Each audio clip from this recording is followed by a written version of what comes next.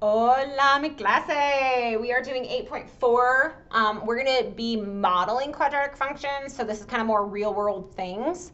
So today we're talking about vertical motion model. So we have h of t, and then equals negative 16t squared plus b0t plus h. This is like initial, right? So it's a way to label things specifically. So I'll tell you what all of these things stand for. So this V subscript 0 is our initial,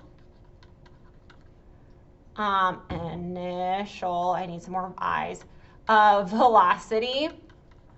And so that's its initial speed. And ours are going to be, most of ours are going to be feet per second, but we'll see in them. And then this one, this h to the 0, is going to be our initial height.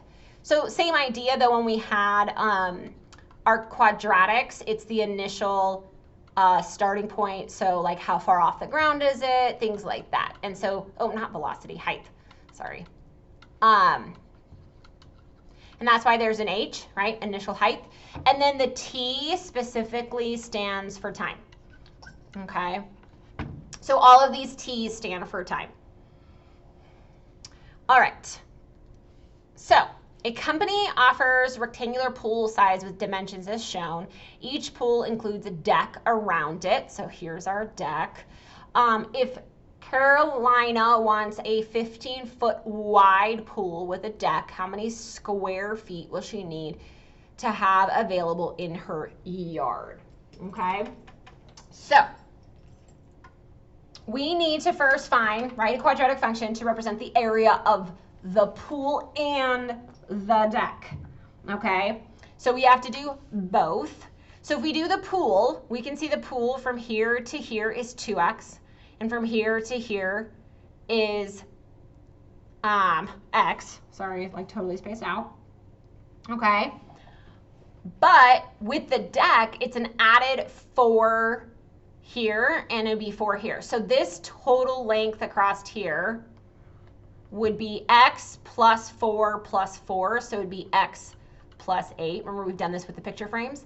And then the same idea here, since it's 4 here and 4 here, this total length would also be the 2x plus 8, because there's 4 across here and 4 across here. All right, so to find the area of the whole pool and the deck, we would have to do f of x, right, our function, equals, and we do 2x plus 8, there's the length, times x plus 8, there's the width.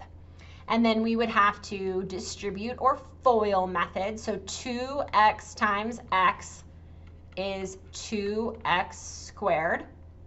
And then we do 2x times 8, so we get plus 16x, plus 8 times x gets me 8x, plus 8 times 8 gets me 64. We then would combine like terms, which is this middle section, and we'd get 2x squared plus 24x plus 64. Okay, so that's the quadratic function to represent the area of the pool and the deck. Now we want the width of the pool.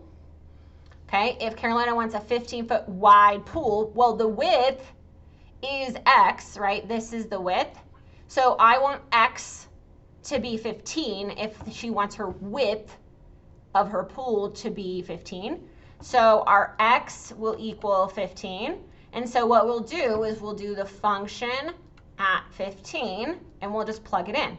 So we'll go 2 times 15 squared plus 24 times 15 plus 64. Okay, well, and that squared could be on the outside, it's fine. So we get 2 times 225 plus, I gotta get my calculator out for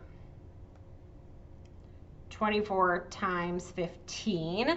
That's gonna get me 360 plus 64. And then we're gonna go 225 times 2. So we get, this is 450 plus 360 plus 64. So then I just add them all together. And so we get that she's going to need 874 feet squared, right, for the area of her pool and her deck, right? Find the area of the pool and the deck. So this was our quadratic to find the area of the pool and the deck. If it was any width, and then because she wants a width of 15 feet, we just plug in 15. And so this would be her area. So it says, suppose the length of the pool in example 1, the one we just did, is 3 times the width. How does the function that represents the combined area of the pool and the deck change? So if we look, it says the length of the pool for example 1 is 3 times the width. So in the first example, it was 2 times the width, right? This was the length.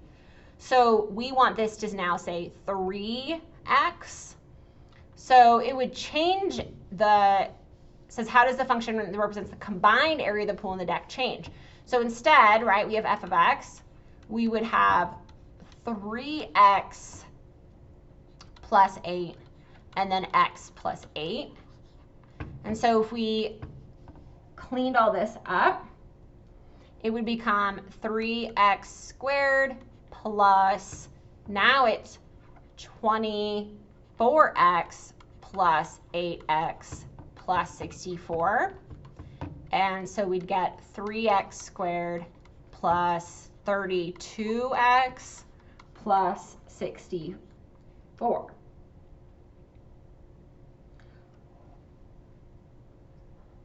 So how does the function that represents the combined area of the pool and the deck change? This 3 is now our A, and it affects our middle term by changing this to 24 instead of where it was at, was 16. So it would make these two terms change a little bit because the 2 becomes a 3. And so it changes this whole quadratic, okay? So that's what they mean by that problem. So how does it change? Well, the 2 becomes a 3, and then it affects my A, and it actually affects my middle term as well. Alrighty, so we have a diver jumping off a high platform at an initial velocity of 16 feet per second. What is the quadratic function representing the height of the diver after t seconds of the dive? Okay, so here's where the diver starts. He has an initial velocity, so this is his h to the 0 because, right, this is his initial height. And they want us to write the quadratic function. So we have to go back to the very beginning where that function that I gave you. So this is that height of time, right? This h stands for height. If we want to go back and fix that and add this h. So this is what they're asking us to write. And so we would do the height at a specific time would be, it's always going to be negative 16t squared. So that's really nice. But what's going to change is the initial velocity. So for us, it's plus 16t because it told us the initial velocity right here. And then we would do plus 30 because that's our initial height is where he starts. Like if he started here, we'd have a different initial height, wouldn't we? So there it is. That's our quadratic function when we have velocity and height for a certain amount of time. So it says how many, I think it's supposed to say feet, how many feet above, it's supposed to say feet, the platform will the diver be at the highest point of his dive? So we want to know this, right? That's the highest point of his dive. Well, remember the highest point would be our vertex. We know how to find our vertex, right? That time says how many feet above. So we need to first find the time. This is the same as our x, right? See, it's inside of our function. These would be x's in our normal quadratics. Would be, we'd go negative, still b over 2a. It doesn't change. So we go negative 16 over 2 times negative 16, right? Because a is negative. We get negative 16 over negative 32. and a negative over a negative is a positive, and 16 over 32 is a half. You can leave it as a fraction. You technically can write it as a decimal. It's really up to you. Now remember, that's just our time, so that actually doesn't give us our height. Okay, that we want the feet. So now we take this and we plug it in. So h at a half equals negative 16 half squared plus 16 times a half plus 30. So negative 16, a half squared is actually a quarter. Half of 16 is 8 plus 30. Negative 16 times a quarter would get me negative 4 plus 8 plus 30. Oh, 30. Almost forgot my 0. This is 4 plus 30, so our feet is 34 feet. That's his height at the highest point. All right. So find the diver's maximum height of the water if the platform is at 20 feet. So remember I said that it changes, and the velocity is 8 feet. So what I'll do is I'll at least start the problem. So it's going to be height t equals negative 16t squared. Remember, that doesn't change. Plus our initial velocity is now 8. So we're going to go 8t. And our initial height is now 20, so it's going to be plus 20. Now I'm going to leave this. You need to find the maximum height. It's just like what I just did on part 2 here. So you're going to follow it, but your quadratic's different, which means your negative b over 2a is going to be a little different. But I'm going to leave this blank. I want you guys to go find what is his height if this is where he's jumping from and this is his velocity. All right, so things to remember is that it's just a quadratic. You might want to memorize this formula, negative 16t squared, plus that initial velocity times the time, plus that initial height, okay?